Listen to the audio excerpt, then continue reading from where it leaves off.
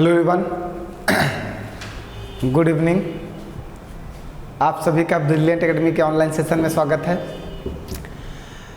जैसा कि हम लोग डिस्कस कर रहे हैं CGL, CHSL, CPO, MTS, SSC GD important questions LCM and HCF के हमने 2 क्लासेस डिस्कस की। रिस्पांस कुछ खास नहीं रहा आपका, ऐसा लग रहा है आपने सब पहले से ही पढ़ रखा है। तो आज हम लोग एक लास्ट क्लास डिस्कस करने जा रहे हैं और दावा हम आपसे हमेशा करते हैं कि हम जितना पढ़ाएंगे पेपर उतना ही पूछेगा। आज हमारी ये लास्ट क्लास होगी LCM HCF की। इसके बाद हम लोग जो डिस्कस करेंगे वो डिस्कस करेंगे नंबर सिस्टम को। इसके बाद जो हम लोग क्लास डिस्कस करेंगे वो डिस्कस करेंगे नंबर सिस्टम की, वो भी टॉप मोस्ट क्वेश्चंस की क्लास डिस्कस करेंगे। पूरी क्लास डिस्कस नहीं करेंगे क्योंकि CGL CHSL का पेपर बिल्कुल करीब है। चलिए फिर स्टार्ट करते हैं क्लास। सभी लोग ध्यान से समझते चलो, पढ़ते चलो, मेहनत करते चलो। सफलता आपके हाथ में है। मेहनत आप करोगे सफलता आपको मिलेगी, मेहनत हम करेंगे सफलता मुझे मिलेगी। जो मेहनत करेगा सफलता उसको मिलेगी। तो पहला प्रश्न क्या कह रहा है? पहला प्रश्न आपसे कह रहा है कि 2 संख्याओं के लघुत्तम समापवर्तय और महत्तम समापवर्तय ये हैं। मीन्स 2 संख्याओं इसीलिए क्लास नहीं हो पाई, समझ गए होंगे। 1-2 दिन डिस्टर्ब, कुछ हेल्थ इशू हमारे साथ हमेशा चल रहा है, शायद ऊपर वाला साथ नहीं दे रहा है।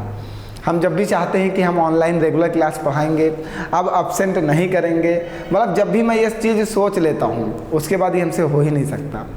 मतलब अगर जिस दिन मैंने बोला कि प्यारे बच्चों हम रोज़ क्लास पढ़ाएंगे, बस मेरी तबीयत उसी दिन ख़राब हो जाएगी। पता नहीं, आप लोग कुछ ऊपर वाले से प्रे करो कि हम रोज़ क्लास पढ़ा पाएँ आपको। 2 संख्याओं के लघुत्तम समापवर्तय और महत्तम समापवर्तय ये हैं। उनमें से एक संख्या ये है तो दूसरी संख्या ज्ञात कीजिए। तो भैया हमने आपको एक फॉर्मूला बताया था LCM into HCF equal to first number into second number. ठीक है, तो LCM जब आपको दिया गया है, LCM कितना दिया गया है 1920 और मासा कितना दिया गया 4। पहली संख्या क्या दी गई 60, दूसरी संख्या आपको फाइंड आउट करनी है। ये 1 0 से 1 0 काट दीजिए, ये काट दीजिए 2 दूनी 4 और काट दीजिए 2 तिहाई 6। फिर काट दीजिए 3 छंग 18 और 3 चौको 12 और 64 दूना 128। तो दूसरी संख्या क्या हो जाएगी 128। आ गया आंसर। तो इस फार्मूले को हमेशा याद रखिएगा, ये बहुत ही ज़्यादा महत्वपूर्ण है। भैया हम जितना बता रहे हैं अगर आप उतना तैयार करते गए तो CGL, CHSL, CPO, MTS, SSC GD का पेपर कोई भी रोक नहीं सकता। टॉप मोस्ट क्वेश्चंस मैं पढ़ा दूंगा, पूरा प्रयास है। हेल्थ इशू चल रहा है, चलने दो। हमारी कोशिश रहेगी कि हम आपको टॉप मोस्ट क्वेश्चन जरूर पढ़ा दें। 2 ऑप्शन फिर बीच में हो गए। जैसे मैं रेगुलर क्लास के लिए सोचता हूँ कि अब रेगुलर क्लास बच्चों को पढ़ाई जाए, मेरी तबीयत खराब हो जाती है। अब क्या करें हम, मेरी भी हमारी मजबूरी है। देखिए कितना बेहतरीन प्रश्न है इस। अच्छा, कुछ प्रॉब्लम लाइट की, चलो देखते हैं। ब्लर हो रहा है, ऐसा क्यों हो रहा है ये मैं भी नहीं समझ पा रहा हूँ। कभी कभी हो जाता है। अच्छा देखते हैं एक चीज़, अब अभी भी हो रहा है, अब बहुत ज़्यादा हो रहा है। कभी कभी क्या हो जा रहा है यार, ओहो सो सैड, कुछ ज़्यादा ही हो रहा है आज। अब अच्छा यहाँ पे जाने पे होता है बिल्कुल, तो इधर ना जाएं, यहाँ पे नहीं हो रहा। चलो समझो फिर क्या कह रहा है। 25, 96, 108 और 225 का LCM ज्ञात करें। आपको इन संख्याओं का लासा बताना है। किसका? 25, 96, 108, 225। इन संख्याओं का क्या बताना है? लासा बताना है। अब लासा मीन्स होता क्या भैया? इतनी बड़ी संख्याओं का पेपर में लासा निकालना नहीं है। हमें अपने मैथड के पास जाना है, हमें अपने भगवान के पास जाना है। और मैथ के भगवान कौन है? 9।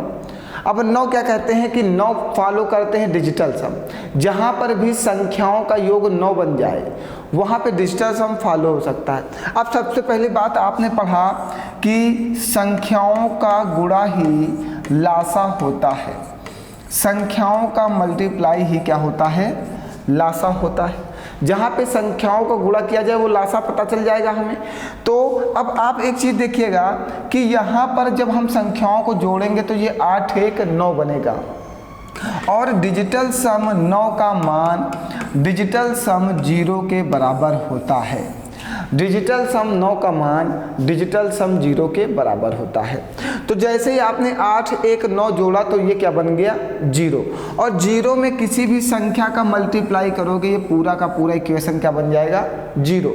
तो आपके प्रश्न का डिजिटल सम क्या आ रहा है 0, तो आंसर का भी डिजिटल सम क्या आना चाहिए 0 आना चाहिए। चेक करते हैं कहाँ पे, देखिए यहाँ पे 6, 2, 8, 1, 9, जैसे 6, 2, 8, 1, 9 बनेगा तो इसका डिजिटल सम 0 आ जाएगा, तो हमारा आंसर क्या आ जाएगा 21,600। तो ऐसे प्रश्नों को हमें लगाना नहीं पेपर में, हमें ऐसे प्रश्नों को सेकंड्स में करने के लिए अपने गॉड को याद करना होगा और डिजिटल सम का रूल लगाना होगा। अब जितने बच्चों ने डिजिटल सम की क्लास नहीं ज्वाइन की वो सभी प्यारे बच्चे डिजिटल सम की क्लास ज्वाइन कर लेंगे। हमने 3 क्लासेस पढ़ाई हैं और एलसीएम एचसीएफ भी पढ़ाया है जिसके ऊपर हमने डिजिटल सम का रूल लगाया है। वो सारी क्लासेस आप देख लीजिएगा, बहुत ही बेहतरीन क्लास हैं, बहुत ही ज़्यादा बेहतरीन। आइए आगे बढ़ते हैं। कह रहा a बराबर 2 गुणे 32 गुणे 5। अच्छा क्वेश्चन नहीं दिखाई दे रहा है। अब चलिए a बराबर 2 गुणे 32 गुणे 5, b बराबर 34 गुणे 5 गुणे ये, c बराबर ऐसे वैल्यू दी गई। a बराबर क्या दिया गया है 2, 32 का फैक्टर कर दो, 2 दूनी 4 दूनी 8 दूनी 16 दूना 32, हमने 32 का फैक्टर कर दिया, ठीक है। ऐसे ही b बराबर 34 का फैक्टर कर दो, 2 गुणे 17, 17 दूना 34 गुणे 5 गुणे 7। ऐसे ही 22 का फैक्टर कर दो, 2 गुणे 11 गुणे 3 गुणे 7, ठीक। 11 दूना 22 फैक्टर कर दिया, हमने सभी संख्याओं का फैक्टर कर दिया क्योंकि हमें क्या निकालना है एलसीएम निकालना। एलसीएम कैसे निकालते हैं, एलसीएम में सबसे पहले वे संख्याएं ढूंढो जो कॉमन हो। देखो इन सभी में कौन सा कॉमन है 2, फिर इसमें एक 5 है और इसमें एक 5 है, इस 5 को ले लो। फिर इसमें दोनों में एक 7 है, जो कॉमन है सबसे पहले उसको निकाल लो, 7 हो गया। अब यहाँ पे 1 2 3 4 5, 5 बार 2 है तो 5 बार 2 लिख दो क्योंकि ये कॉमन नहीं है। सबसे पहले कॉमन निकाल लीजिएगा, फिर जो संख्याएं कॉमन नहीं होंगी उन सभी संख्याओं को ले लीजिएगा। अब यहाँ पे 17 है, इस 17 को ले लो, ये 11 है, इस 11 को ले लो, और ये 3 है, इस 3 को ले लो। फिर इन सभी संख्याओं का आप मल्टीप्लाई करा देना और आपको एलसीएम मिल जाएगा। फिर आप इन सभी संख्याओं को क्या करा देंगे मल्टीप्लाई करा देंगे और आपको एलसीएम मिल जाएगा। अब आप मल्टीप्लाई करके देख लीजिएगा कि कौन सा आंसर आ रहा है। आपको एलसीएम निकालना कैसे बाबू, सबसे पहले आप संख्याओं का फैक्टर करोगे। सबसे पहले आप क्या करोगे संख्याओं का फैक्टर करोगे, जैसे हमने सभी संख्याओं का फैक्टर करके लिखा हुआ है। फिर आप कॉमन ढूंढोगे, तो सबसे पहले हमने देखा कि इन तीनों में एक 2 कॉमन है, तो 2 को हमने लिख लिया। सबसे पहले आपको संख्याओं में कॉमन ढूंढना है। फिर हमने देखा इन दोनों में 7 कॉमन है तो 7 को लिख लिया। फिर इन दोनों में 5 कॉमन है तो इस 5 को लिख लिया। इसके बाद कोई भी संख्या तीनों में कॉमन नहीं है, ना 2 में कॉमन है ना 3 में, इन तीनों में कोई भी संख्या कॉमन नहीं है। फिर जब कॉमन नहीं है तो जितनी भी संख्याएं कॉमन नहीं हैं उन सभी संख्याओं को लिख लेंगे। जो संख्याएं कॉमन है पहले उनको लिखेंगे, फिर जो संख्याएं कॉमन नहीं है उनको लिखेंगे, फिर सभी संख्याओं का मल्टीप्लाई करके आंसर निकाल लेंगे। बात क्लियर हो गई, आगे बढ़ा जाए। चलिए बहुत ही आसान है, अगला बेहतरीन प्रश्न है, चलिए जल्दी से समझिएगा और बहुत ही अच्छा प्रश्न है, बहुत ही ज़्यादा अच्छा है। चलिए क्या कह रहा है, 2 संख्याओं का लासा उनके मासा का 12 गुना है। चलो जैसा जैसा कह रहा वैसा वैसा हमें करना है, हमने ऐसे बहुत सारे क्वेश्चन कराए हैं आपको। कह रहा 2 संख्याओं का जो लासा है इनके मासा का 12 गुना है, ठीक है। तो हमने कह दिया अगर इसका मासा x है तो लासा 12x होगा, क्योंकि वो कह रहा 2 संख्याओं का लासा जो एलसीएम है वो एचसीएफ का 12 गुना है। तो हमने कहा मासा अगर हमारा x है तो इसका 12 गुना 12x हमारा लासा हो जाएगा। बात क्लियर है। चलिए अब आगे क्या कह रहा है, एक संख्या 15 है, हमने कहा a बराबर क्या है 15 है। फिर क्या कह रहा है आगे, और लासा और मासा का योग 65 है। अब सुनते जाना, बस आंसर आ गया। लासा और मासा का योग मीन्स इन दोनों का योग 13x का मान कितना है 65, तो x का मान कितना आ जाएगा 5। अब आप x का मान इसमें पुट करोगे तो ये बनेगा 12 गुणे 5 और x का मान यहाँ पे पुट करोगे तो बनेगा 5। ना, यही तो बनेगा। x की वैल्यू निकाल के हमने पुट कर दिया। उसने एक बात बोला है कि लासा और मासा का योग जो है वो 65 है, तो लासा हमारा 12x और मासा हमारा x, दोनों को जोड़ दिया 13x, 13x की वैल्यू 65, x की वैल्यू 5 निकाल लिया। हमसे कह रहा तो दूसरी संख्या ज्ञात कीजिए, तो दूसरी संख्या ज्ञात कीजिए। आपने पढ़ा है लासा गुणे मासा बराबर में पहली संख्या हमने कह दिया a है, दूसरी संख्या हमने कह दिया b है, b हमें निकालना है। आपके पास लासा कितना है 12 गुणे 5 है, मासा कितना है आपके पास 5 है, पहली संख्या कितनी है 15, दूसरी संख्या आपको निकालनी है। तो 5 तिहाई 15 और 3 चौको 12, 4 पंचे 20 बराबर में b, तो वैल्यू हमारी क्या आ गई 20, मीन्स दूसरी संख्या हमारी क्या हो जाएगी 20, यही आंसर बनेगा। बताओ कोई डाउट है? जैसा जैसा प्रश्न कहेगा आपको वैसे वैसे क्वेश्चंस को अप्लाई करते हुए सॉल्व करते हुए चले जाना है, उसके बारे में कुछ सोचना नहीं, जैसा जैसा वो बोला वैसा वैसा लिखते चले जाओ, आपका आंसर आ जाएगा। उसने कहा दो संख्याओं का लासा उनके मासा का 12 गुना है। हमने कहा ठीक, उनका मासा x है तो लासा 12 गुना तो 12x। उसने कहा एक संख्या 15 है तो हमने कह दिया ठीक है a बराबर 15 है। उसने कहा लासा और मासा का योग 65 है, हमने कहा 12x और x मतलब 13x का मान 65 है तो x का मान 5 आ गया। हमने 5 उठा के यहाँ रख दिया तो लासा निकाल लिया और मासा निकाल लिया। उसने कहा दूसरी संख्या बताओ, हमने कहा ठीक है दूसरी संख्या हमें बतानी है तो b बराबर क्वेश्चन मार्क, क्योंकि हमें आंसर निकालना है। फिर लासा गुणे मासा बराबर पहली संख्या गुणे दूसरी संख्या वाला हमें फॉर्मूला लगा दिया। लासा आपके पास था, मासा आपके पास था, पहली संख्या आपके पास थी, दूसरी संख्या निकाल ली थी, कैलकुलेट कर लिया, आंसर आ गया। कोई डाउट बाबू? कहीं पर कुछ ना समझ में आए जल्दी से पूछ लो, फिर आगे बढ़ते हैं। बहुत ही लाजवाब प्रश्न है, जैसे जैसे आगे बढ़ेंगे अभी और प्रश्न अच्छे आने वाले हैं। आइए ठीक, कह रहा 5 अंकों की वह बड़ी से बड़ी संख्या कौन सी है जिसे 3, 5, 6, 4, 9, 7 से विभाजित करने पर शेषफल इतना आएगा। देखिए भैया जब ऐसा प्रश्न आपके पास आए तो आपको करना क्या है, सुनते जाइएगा, ठीक, सुनते जाइएगा। देखिए 3 और 1 के बीच में जो गैपिंग है 2 की, 5 और 3 के बीच में गैपिंग है 2 की, 6 और 4 के बीच में गैपिंग है 2 की, 9 और 7 के बीच में गैपिंग है 2 की। तो जब भी ऐसा प्रश्न आएगा तो संख्याओं के जिस संख्या से आप भाग देते हो और जो शेष बचता है उन सब के बीच गैपिंग हमेशा समान होगी। आप भाग दे रहे हो 3, 5, 6, 9 से, किसी संख्या को इसमें से 3 से भाग देते हो तो शेष 1 बचता है, 5 से भाग देते हो शेष 3 बचता है, 6 से भाग देते हो शेष 4 बचता है, 9 से भाग देते हो शेष 2 बचता है। यही तो कहा। तो देखो सब जगह गैपिंग 2-2 की है। अगर हम इस 2 को इस 1 में जोड़ दें तो 3 हो जाएगा, 3 से 3 डिवाइड हो जाएगा। अगर इस 3 में ये 2 जोड़ दें तो 5 से 5 डिवाइड हो जाएगा। अगर इस 4 में इस 2 को जोड़ दें तो 6 और 6 से 6 डिवाइड हो जाएगा। मीन्स शेष में जो गैपिंग बची है अगर उसको जोड़ते हैं तो वो संख्या से डिवाइड हो जाता है। इतनी बात क्लियर है? कोई डाउट है आपको? ठीक, अब जो गैपिंग आती है हम उसको सभी ऑप्शन में ऐड कर देते हैं। 2, सुनते जाना बस, 2, 2 और 2। अगर यहाँ पे आप लास्ट में ऐड करोगे तो हम लास्ट वाली नंबर लिखेंगे 2 और 2 4, पूरा नंबर लिखेंगे ही नहीं। 9, 2, 11, 8, 2, 10, 2 में 0 ऐड करोगे तो 2। हमने सिर्फ सबके लास्ट वाले नंबर लिखे हैं और हमने कुछ लिखा ही नहीं, क्योंकि पूरी संख्या में ऐड करके लिखने में ही मेरा 1 मिनट चला जाएगा। तो हमें पेपर में पूरी संख्या को ऐड करके लिखना नहीं है, हमें सिर्फ लास्ट का नंबर लिखना है कि उसका लास्ट का नंबर क्या है। ठीक, तो जो गैपिंग आई उसको सभी संख्याओं में ऐड करोगे, ऐड करने के बाद लास्ट वाला नंबर लिखोगे। अब आप अपनी संख्या के पास जाओगे, किसके पास? 3 से विभाजित करना, 5 से विभाजित करना, 6 से विभाजित करना और 9 से विभाजित करना। अब अगर हम यहाँ से 5 को रिसीव करते हैं, क्योंकि 5 का नियम कहता है जिस संख्या के अंत में 0 हो या 5 हो वही संख्या हमसे पूरा विभाजित होगी।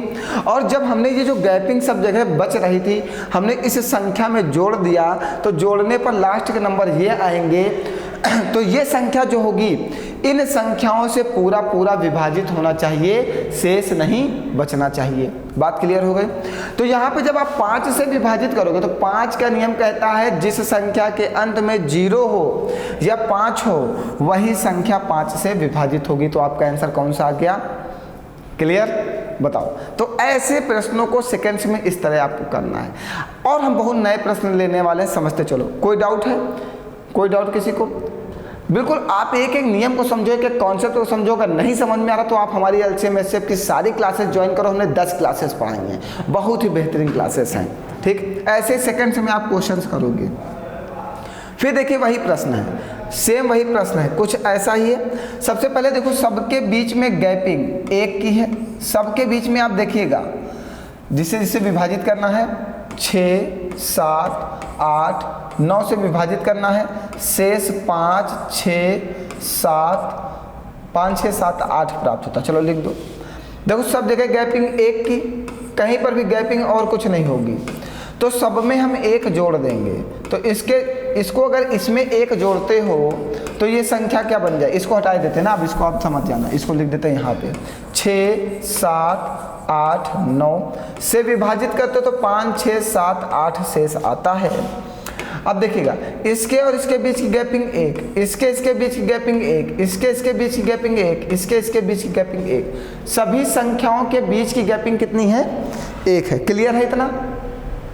जो गैपिंग होती है उसे हम क्या करते हैं? अपने ऑप्शन में ऐड कर देते हैं। देखो इस जगह ऐड करना आसान है, तुरंत जुड़ जाएगा 99791। यहाँ पे 99998, यहाँ पे 997 सॉरी 7 नहीं, यहाँ ठीक 795, यहाँ पे 99793, ये आ गया। गैपिंग जो थी समान वो हम सभी ऑप्शन में ऐड कर दिए।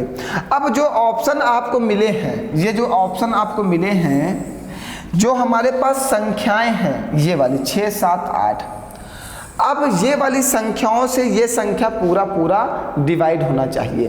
तो यहाँ पे हमारे पास एक है 9 का नियम। 9 का नियम कहता है जहाँ पर भी संख्याओं का योग 9 बन जाए वो संख्या 9 से पूरा पूरा डिवाइड हो जाएगी। जहाँ पर भी संख्याओं का योग 9 बन जाए वो संख्या 9 से पूरा पूरा डिवाइड हो जाएगी। ठीक, आइए कहीं पर 9 बन रहा है, 9 9 9 7 1 8, 9 9 9 9 8, 9 9 9 7 5 12, 9 9 9 7 3 10, मतलब विभाजित नहीं हो रही है, मतलब पूरा पूरा विभाजित नहीं हो रही। डिस्टेंस हम फॉलो नहीं कर रहे, 9 का नियम फॉलो नहीं कर रहा है, इम्पॉसिबल है। कुछ देखिए हमने गलत तो नहीं जोड़ा है, इम्पॉसिबल है अगर 9 का नियम फॉलो नहीं कर रहा है। 9 का नियम तुरंत फॉलो करना चाहिए। 99 790, 3 2 5 3 2 5 3 2 5 3 2 5, 99 793, 99 795, 99 700 998, ठीक है 99 998, 99 791। भैया देखिए जब भी 9 आ जाए तो उसका नियम जरूर फॉलो करेगा, क्योंकि 9 का नियम कहता है कि जहाँ पर भी संख्याओं का योग 9 हो जाए वो संख्या हमसे पूरा पूरा डिवाइड हो जाएगी। चलो 9 नहीं तो एक और काम करके देख लेते हैं, लेकिन जहाँ पर 9 का नियम लगेगा वहीं पर 3 का नियम लगेगा। चलो 8 का नियम लगा के देखते हैं। अच्छा 8 का नियम, 8 का नियम कहता है जहाँ पर भी अंतिम 3 संख्या 8 से, लेकिन एक बात और है, अगर 9 का नियम नहीं लग रहा तो ये क्वेश्चन गलत हो जाएगा, क्योंकि हमारे पास जितनी संख्याएं हो वो सभी नियम लगने चाहिए। चलो इस क्वेश्चन को हम चेक करके फिर बताते हैं। इसमें कुछ मिसप्रिंट है, शायद कुछ मिसप्रिंट है। ओहो सॉरी मिसप्रिंट इसमें हम समझ गए क्या है। 6 5 1 7 6 1, गैपिंग तो एक ही की है वैसे। हाँ तो क्वेश्चन गलत है, चलो छोड़ो फिर देखते हैं बाद में, कुछ मिसप्रिंट है। आगे आइए, कह रहा है 2 अंकों वाली 2 संख्याओं का महत्तम समापवर्त है 1, उनका लघुत्तम समापवर्त है 1, दोनों संख्याओं का योग क्या है। बहुत ही बेहतरीन प्रश्न है, आप समझिएगा। हमने कहा हमारे पास 2 संख्याएं, एक a है और एक b है। ठीक, कह रहा 2 संख्याओं का, हमने पढ़ा है आपको LCM इंटू HCF बराबर first number into second number. ये क्वेश्चन हमने आपको बहुत बार कराया है। तो LCM आपको दिया गया है, मासा आपको दिया गया है, पहली संख्या गुणे दूसरी संख्या। यहाँ से आप a और b निकाल सकते हो, a और b निकाल सकते हो, ठीक है। यहाँ से आप a और b निकाल सकते हो। तो सबसे पहले आप एक बात समझो, जो मासा होता है वो दोनों संख्याओं में क्या होता है, कॉमन होता है। तो अगर 103 एक बार है तो एक बार 103 आपको और चाहिए, तो आप इसका फैक्टर करो और यहाँ से 103 निकालो। बताओ इसके फैक्टर में 103 आएगा, तो आप फैक्टर करके जल्दी से बताओ कि कैसे आएगा। जल्दी से फैक्टर करिए। 19,261 को 103 से डिवाइड कर दो और बताओ कि इसका फैक्टर कितना आएगा।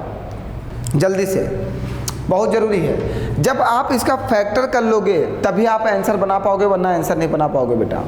बात को समझते चलना। जब तक आप फैक्टर नहीं कर लोगे तब तक आप आंसर नहीं बना पाओगे।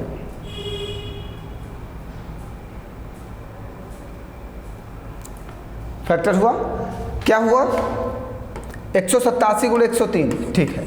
इसका जो फैक्टर होगा वो होगा 187 गुणे 103 गुणे 103। हमने 19,261 का फैक्टर कर दिया 187 गुणे 103 में। अब समझना, 103 दोनों जगह कॉमन है, तो एक 103 इनको दे दो और एक 103 इनको दे दो, ये दोनों कैंसिल आउट हो जाएंगे। अब बचेगा कितना, 187। 187 का फिर एक ऐसा फैक्टर करो कि दोनों में कोई संख्या कॉमन नहीं आनी चाहिए। ऐसा फैक्टर करना है कि दोनों में कोई संख्या कॉमन नहीं आनी चाहिए। तो आप इसको लिख सकते हो 11 × 11, 11 × 7 = 77, 11 गुणे 17। 187 का जो फैक्टर होगा वो क्या होगा, 11 गुणे 17।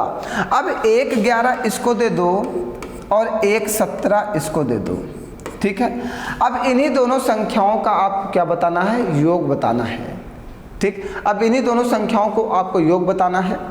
तो 103 में 11 का गुणा कर दो, पहली संख्या निकाल लो कितनी आ जाएगी, 11 × 3 = 33 और 11 × 9 = 11। 103 का गुणा 17 में कर दो तो 17 × 3 = 51 और 17 × 9 = 17। पहली संख्या 1133 और दूसरी संख्या 1751। इन्हीं दोनों का आपको योग बताना है। समझते जाना भैया, ऐसे क्वेश्चन में बहुत सारे कराए हैं। है कोई 2884, देखो आंसर। तो आपको एक बात को ध्यान रखना है ऐसे प्रश्न में क्योंकि लासा गुणे मासा बराबर पहली संख्या गुणे दूसरी संख्या होता है। तो यहाँ पे दो संख्याओं का गुणा आपको दे रखा था, यहाँ से आप दोनों संख्याएं अलग अलग निकाल सकते हो। तो जो मासा होता है HCF वो दोनों संख्याओं में कॉमन होता है। तो मासा अगर 103 है, एक संख्या के लिए 103 आपके पास है, तो एक 103 यहाँ से निकाल लो। तो हमने उसका फैक्टर कर दिया 187 गुणे 103। एक 103 A को दे दिया, एक 103 B को दे दिया। अब आपके पास बचा कितना, 187। 187 को ऐसा फैक्टर करना है कि इसमें से कोई भी संख्या कॉमन नहीं होनी चाहिए। तो हमने फैक्टर कर दिया 11 गुणे 17 में। एक 11 इनको दे दिया, एक 17 इनको दे दिया और हमें दोनों संख्याएं पता चल गई और हमारा आंसर आ गया। बताओ कोई परेशानी है, कहीं पर कोई डाउट, कुछ ना समझ में आ रहा हो तो बताइए जल्दी से। आ गया सबको समझ में? आगे बढ़ाया जाए, चलिए आइए अगला प्रश्न बहुत ही बेहतरीन प्रश्न है। क्वेश्चन क्या कह रहा है, कह रहा 6 अंकों की वह सबसे बड़ी संख्या कौन सी है जो 42, 44, 26, 39 और 40 से विभाजित है। तो अगर कोई संख्या किसी संख्या से विभाजित है तो वह संख्या उसके फैक्टर से अवश्य विभाजित होगी। आज से लेके पीछे तक जो बीत चुका है, हमने कम से कम ये बात 100 बार बताई होगी कि अगर कोई संख्या किसी संख्या से विभाजित है तो वह संख्या उसके फैक्टर से अवश्य विभाजित होगी। तो अगर इसमें से ये संख्याएं 6 नंबर वाली जो संख्याएं हैं, 6 अंकों वाली जो संख्याएं हैं, अगर ये 42, 44, 26, 39 और 40 से विभाजित हैं तो ये संख्या इनके फैक्टर से अवश्य विभाजित होंगी। तो अगर हम 40 का फैक्टर कर दें तो 40 का फैक्टर आएगा 8 गुणे 5 और उसने कहा 6 अंकों की वह सबसे बड़ी संख्या कौन सी है जो इन संख्याओं से विभाज्य है। मीन्स एक ऐसा आंसर होगा जो इन संख्याओं से विभाज्य अवश्य होगा ना। तो अगर इन संख्याओं से विभाज्य तो इनके फैक्टर से भी विभाज्य अवश्य होगा। तो अगर कोई संख्या 40 से विभाजित है तो वह संख्या 5 से विभाजित जरूर होगी।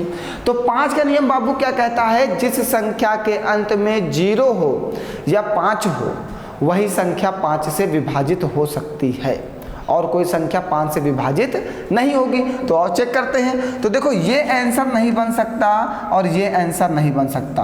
अब इन दोनों में से एक आंसर बनेगा ना, अब इन दोनों में से एक आंसर बनेगा। अब वो आंसर कौन सा है ये आपको पता करना है। समझते जाओ मेरी एक बात को हमेशा। अब 8 का नियम क्या कहता है, अब इन दोनों में आंसर बनाना है। बहुत अच्छे से समझते जाओ एक एक नियम को। 5 के नियम से 2 ऑप्शन कट गए, अभी हमारे पास 2 आंसर हैं। 8 का नियम कहता है कि संख्या की अंतिम 3 संख्या अगर 8 से डिविजिबल है तभी वो नंबर 8 से डिवाइड होगा पूरा पूरा। क्या किसी संख्या के अंतिम 3 नंबर अगर 8 से पूरा पूरा विभाजित हैं तो वो संख्या 8 से पूरा पूरा अवश्य विभाजित होगी। तो और चेक करते हैं। अंतिम 3 नंबर लो 960। 960 देखो 8 से विभाजित है, बिल्कुल विभाजित है। 8 का नाम 8 16, 8 दूनी 16 तो 160। 960 8 से पूरा पूरा विभाजित है। और 8 की टेबल में कभी 5 आया है क्या? इकाई अंक 8 में कभी 5 आया है? 8 45, 8 6 48, 8 7 56, 8 28 64, 8 9 72, 8 10 80। कभी भी 8 के टेबल में आपको यूनिट डिजिट 5 नहीं मिलेगा। तो इसको विभाजित करके भी देखने की ज़रूरत नहीं थी। आपका आंसर पहला वाला बन चुका है। देखो थोड़ा सा माइंड का यूज़ करना होगा। अगर आप सीजीएल का पेपर देने जा रहे हो और अपने दिमाग का यूज़ नहीं कर रहे तो आप ये अपने लाइफ की सबसे बड़ी गलती कर रहे हैं। ये क्वेश्चन 30 सेकंड का भी नहीं था, क्योंकि अगर आप सारी बातों को समझो। देखो पहले तो 5 के नियम से ये 2 ऑप्शन हमने काट दिया, क्योंकि 5 का नियम कहता है कि अंतिम संख्या में 0 हो या 5 हो तभी वो संख्या 5 से डिवाइड होगी। तो हमारे पास आंसर बचे एक 0 और एक 5 वाला। अगर किसी संख्या का अंतिम अंक 0 या 5 हो तभी वो संख्या 5 से डिवाइड होगी। जब 5 का नियम 2 ऑप्शन को काट देता है और हमारे पास 2 ऑप्शन बचते हैं तो हम जाते हैं 8 के पास। 8 का नियम कहता है अंतिम 3 संख्याएं, अगर किसी संख्या की अंतिम 3 संख्याएं 8 से डिवाइड है तभी वो नंबर 8 से पूरा पूरा डिवाइड होगा। तो अगर हम बात करें इन 2 ऑप्शन में तो 8 से डिवाइड करके देखने की जरूरत ही नहीं थी, क्योंकि कभी भी 8 के टेबल में 5 आ ही नहीं सकता यूनिट डिजिट। तो ये संख्या कैसे 8 से डिवाइड हो जाएगी, इसके 3 अंक कैसे 8 से डिवाइड हो जाएंगे। जब 5 आना ही नहीं बाबू तो वो कैसे डिवाइड हो सकता है। तो आपका आंसर क्या बना, पहला वाला। क्लियर है सबको भैया? एक एक पॉइंट को मिस मत करना पेपर में, क्योंकि सीजीएल सीएचएसएल एक एक पॉइंट के ऊपर काम करते हैं। इस चीज़ को आपको समझना है। चलो आगे बढ़ा जाए। आइए फिर एक ऐसा ही प्रश्न है, सुनते जाना। कह रहा है 8 15 16 21 और 5 से पूरी तरह से विभाज्य होने वाली सबसे बड़ी 5 अंकीय संख्या कौन सी है। चलो इसमें से आपको बताना है कि कोई एक ऐसी संख्या है जो इन संख्या से पूरा पूरा विभाजित है। तो 5 का नियम फेल हो गया, क्योंकि सभी संख्याओं के अंत में 0 लगा हुआ है। क्योंकि 5 का नियम कहता है हम वहीं पे लगेंगे जहाँ पर 0 और 5 है। तो 0 और 5 सभी संख्याओं में, तो 5 का नियम फेल हो गया। चलो कोई बात नहीं, फेल हो जाने दो। हम अब चलते हैं दूसरे पास। अगर कोई संख्या 21 से विभाजित है तो वह संख्या उसके फैक्टर से अवश्य विभाजित होगी। और हम सबसे पहले जाएंगे 3 के पास। अगर कोई संख्या किसी संख्या से विभाजित है तो वह संख्या उसके फैक्टर से अवश्य विभाजित होगी। सुनते जाइएगा। अगर कोई संख्या 21 से विभाजित है तो वह संख्या 3 से विभाजित है। और 3 का नियम कहता है कि संख्याओं का योग करो। योग करने पर एक एक नियम को कॉपी में लिख लेना। मैं बोलता जा रहा हूँ, आप लिखते जाओ। संख्याओं का योग करने पर योग करने पर जब कोई संख्या 3 से पूरा पूरा डिवाइड हो जाए, पहले आपको संख्याओं का योग करना है, फिर देखना है योग करने के बाद जो नंबर प्राप्त होता है वो 3 से डिवाइड है या नहीं। जब डिवाइड होगा तभी वो संख्या 3 से डिवाइड होगी। तो और संख्याओं का योग करते हैं। 9, 8, 17, 3, 20, 20, 2, 22। 22 जो है 3 से डिवाइड है नहीं, तो ये कट जाएगा। 9, 5, 14, 14, 7, 21, 21, 6, 27, 27, 5 3 से डिवाइड है, हाँ है, ये रोक लो। 3, 9, 27। 9, 2, 11, 11, 6, 17, 17, 8, 25, 25 3 से डिवाइड है नहीं। 9, 9, 18, 18, 1, 19, 1, 20, 1, 21, 21 9 से डिवाइड 3 से डिवाइड है, बिल्कुल डिवाइड। तो हमारे दो ऑप्शन कट गए, ये वाला और ये वाला। ये दो आंसर 3 के नियम से कट गए। 3 का नियम कहता है संख्याओं का योग करो, योग करने के बाद जो संख्या योग जो है 3 से अगर डिवाइड है, संख्याओं का योग अगर 3 से डिवाइड है तो वो नंबर 3 से 100% डिवाइड होगा। तो हमारे पास योग करने के बाद ये एक संख्या बची और एक ये दूसरी संख्या बची जो 3 से डिवाइड हो रही। अब हम यहाँ पे जाएंगे किसके पास, 8 के पास। 8 का नियम लगाएंगे और अंतिम संख्या को चेक करेंगे।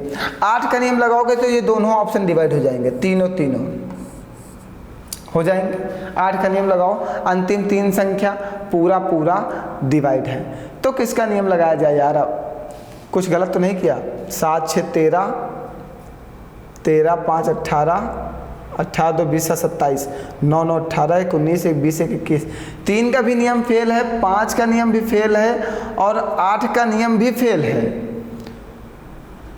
तब तो हमें फंसा देगा फिर तो हमें क्वेश्चन लॉन्ग मेथड से लगाना पड़ेगा। अच्छा, आप ये एक चीज़ कर सकते हैं, बिल्कुल अब समझो, हम अभी समझ पाए इस बात को, अब समझ पाए कि हमारे पास जो दो ऑप्शन बचे हैं वो हमारे पास ऑप्शन बचे हैं, एक बी वाला और एक डी वाला। और यहाँ पर 3 का नियम भी फॉलो हो रहा है, 8 का नियम भी फॉलो हो रहा है, 5 का नियम भी फॉलो हो रहा है। ये दोनों संख्याएं 8 के नियम को भी फॉलो कर रहे हैं, 3 के नियम को भी फॉलो कर रहे हैं, 5 के नियम से भी फॉलो हो रहे हैं। मीन्स ये दोनों संख्याएं इन सभी संख्याओं से डिवाइड हो जाएंगी। अब इसमें कौन सी संख्या सबसे बड़ी है, 95 760 या 99 120? देखो यही तो कहा, पूरी तरह से विभाज्य होने वाली सबसे बड़ी 5 अंकीय संख्या कौन सी है। तो इन दोनों में कौन सी संख्या सबसे बड़ी है, 99 120। तो आंसर क्या बनेगा, 99 120। कोई प्रॉब्लम नहीं, सही बताइए। इस तरह थोड़ा सा ध्यान रखना, क्योंकि यहाँ पे हमने देखा कि 3 के नियम से ये दोनों संख्याएं डिवाइड हैं, 5 के नियम से भी ये दोनों संख्याएं डिवाइड हैं, 4 के नियम से भी ये दोनों संख्याएं डिवाइड हैं, 8 के नियम से भी ये दोनों संख्याएं डिवाइड हैं। जब सारे नियम से दोनों संख्याएं डिवाइड हैं तो मीन्स ये संख्याएं ही डिवाइड हैं। अब हमें इन दोनों में सबसे बड़ी संख्या ढूंढ लेना था और आंसर पे टिक कर देना था। चलो आगे बढ़ा जाए, चलिए आइए। बहुत ही बेहतरीन क्वेश्चन, फिर से एक बहुत ही अच्छा प्रश्न है। अच्छा नहीं दिखाई दे रहा, अब बहुत ही अच्छा प्रश्न। भैया जल्दी से थोड़ा सा मैं पानी पीता हूँ, आप समझो एक बार क्वेश्चन को।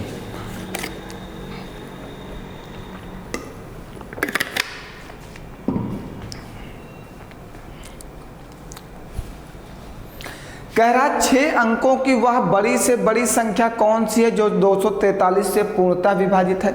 इसमें से कोई एक संख्या ऐसी है जो 243 से पूर्णतया विभाजित है।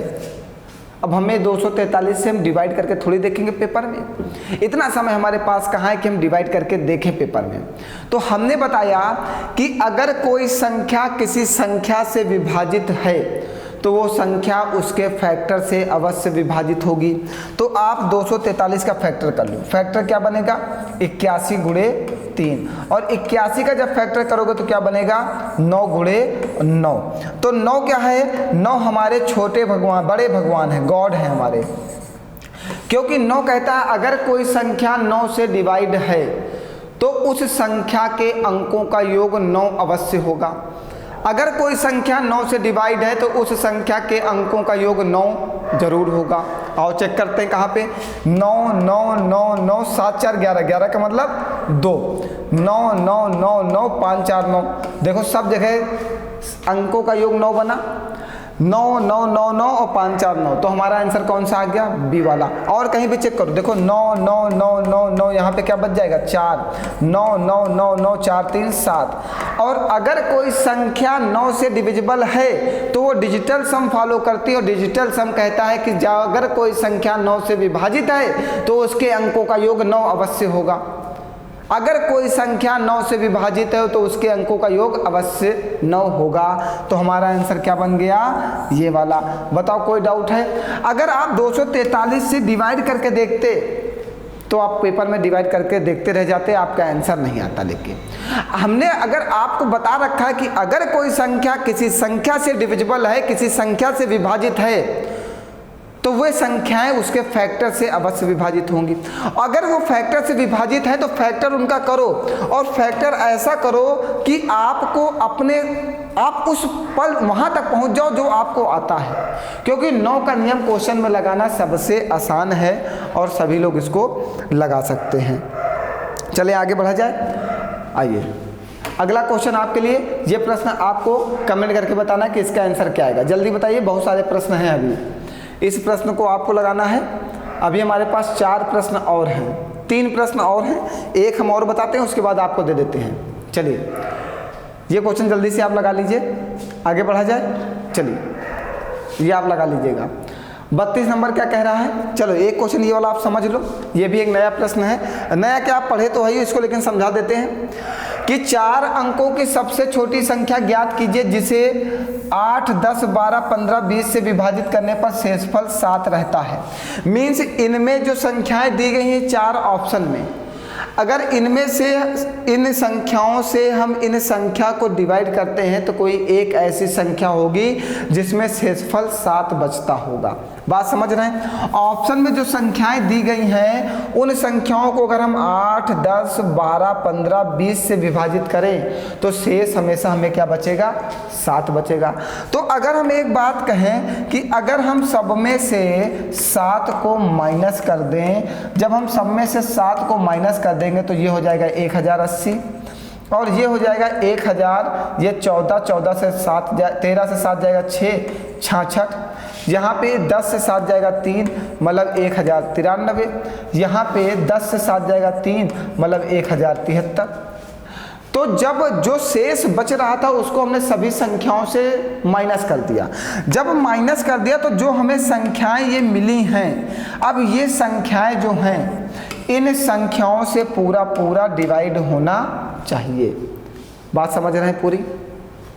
क्वेश्चन ने कहा था कि जब इन संख्याओं को, जो ये ऑप्शन में दिया गया है, जब हम इन संख्याओं को, इनमें से कोई एक ऐसी संख्या है जिसको हम 8 से 10 से 12 से 15 से और 20 से विभाजित करते हैं तो शेष हमें 7 बचता है। तो हमने कहा ठीक है, अगर हम सभी संख्या से 7 माइनस कर दें तो ये संख्या पूरी इन संख्याओं से कट जाना चाहिए, क्योंकि जो शेष बचता था उसको हमने माइनस करके हटा दिया ना। तब आओ अब किस रूल के पास करें? रूल की बात करा जाए तो अगर हम 5 का नियम निकाल ले, यहाँ से 5 3 15, तो 5 का नियम क्या कहता है कि जिस संख्या के अंत में 0 होगा या 5 होगा वही संख्या 5 से विभाजित होगी।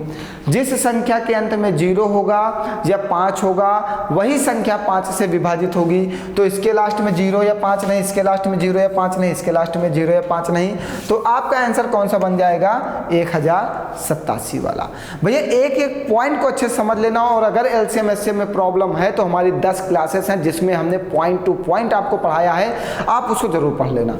बहुत ही ज़्यादा यूजफुल होने वाली है आपके लिए। और ये सब question CGL, CHSL, CPO, MTS, SSC, GD के पेपर में आए हुए हैं, तो इनको बिल्कुल नॉर्मली मत लेना, ठीक है? एक प्रश्न को हमने पढ़ाया है। आइए कह रहा, माना कि 6 अंकों वाली वह सबसे बड़ी संख्या जिसे 5, 6, 7, 8, 9 से विभाजित करने पर क्रमशः 4, 5, 6, 7, 8 शेषफल बचता है, x के अंकों का योग कितना है? ठीक है, x के अंकों का योग कितना है? तो सबसे पहले आप एक बात को समझना, देखो सब जगह गैपिंग 1 की होगी। अगर हम संख्या को 5, 6, 7, 8, 9 से विभाजित करते हैं तो शेष 4, 5, 6, 7, 8 बचता है। अब देखिएगा सब जगह गैपिंग कितने की है? 1 की। सभी जगह गैपिंग समान है, तो जो गैपिंग आए उसको सभी संख्याओं में ऐड कर दो। जो गैपिंग आए उसको सभी संख्याओं में ऐड कर दो। यहाँ पे 45, यहाँ पे 42, यहाँ पे 48 और यहाँ पे 44। जो गैपिंग आए उसको सभी संख्याओं में ऐड कर दो। बात को समझना, क्यों ऐड किया गया अभी आप समझ जाओगे। क्योंकि 9 जो है, 9 क्या फॉलो करता है, डिजिटल सम। 9 क्या कहता है कि जहाँ पर अगर कोई संख्या 9 से विभाजित है, अगर कोई संख्या 9 से विभाजित है तो उसके अंकों का योग 9 जरूर होगा। अगर कोई संख्या 9 से विभाजित है तो उसके अंकों का योग 9 जरूर होगा। अब समझना, तो यहाँ पे अगर किसी संख्या को, इसमें से कोई एक संख्या थी जिसके अंकों का योग हमें दिया गया है, वही तो कहा कि x के अंकों का योग बताओ, वो संख्या हमें नहीं पता, ना ही हम वो संख्या निकालना चाहते हैं, हमें सिर्फ आंसर बताना है। तो अगर उस संख्या में अगर हम इस 1 को जोड़ देते इस शेष में तो ये 5 बच जाता और 5 से 5 पूरा डिवाइड हो जाता। अगर इसमें 1 जोड़ देते शेष में, 5 में 1 जोड़ देते 6 तो 6 से पूरा डिवाइड हो जाता। ऐसे सारे नंबरों में ये रूल फॉलो हो रहा। मतलब अगर 1 हम उस संख्या में जोड़ देते, अगर 1 हम उस संख्या में जोड़ देते तो वो संख्या इन संख्याओं से पूरा विभाजित होती, मीन्स शेष नहीं बचता। तो अगर 9 है तो उस संख्या के अंकों का योग भी 9 होना चाहिए। तो हमने जो शेष बचता था उसको सब में 1-1 जोड़ दिया। तो देखो 9 कहाँ पे बन रहा है, यहाँ पे, मीन्स उस संख्या के अंकों का योग क्या होगा, 44 होगा। उस संख्या के अंकों का योग क्या होगा, 44 होगा। इस तरह के हमने बहुत सारे प्रश्न कराए हैं। अभी सेकेंड क्लास में ही हमने ऐसा प्रश्न उठाया था, क्योंकि इस बार CGL CHSL ने सबसे ज़्यादा प्रश्न यहीं से पूछा कि x के अंकों का योग बताओ। कोई डाउट है? लॉन्ग मेथड भी है इसका, हम बता चुके हैं। सेकेंड क्लास का पहला ही क्वेश्चन है, सेकेंड क्लास का फर्स्ट नंबर ही प्रश्न इसी तरह का है। तो आप अगर नहीं समझ में आया तो आप लॉन्ग मेथड वहाँ से देखिएगा। और ये प्रश्न आपके लिए, और फिर मिलते हैं कल। आज के लिए इतना ही, बहुत बहुत धन्यवाद। SSC CGL CHSL CPO MTS SSC GD में जितने भी LCM SCF के टॉप क्वेश्चंस आए थे, हमने वो सारे क्वेश्चन आपको सॉल्व करा दिया है। अब आपकी जिम्मेदारी है कि इस चीज़ को अच्छे से तैयार कर लो और इस क्वेश्चन का उत्तर भी दे दो जो आपके सामने है। ठीक है, चलिए फिर मिलते हैं कल नेक्स्ट क्लास में। आज के लिए इतना ही, बहुत बहुत धन्यवाद आप सभी लोगों का। हंसते रहो, मुस्कुराते रहो और पढ़ते रहो।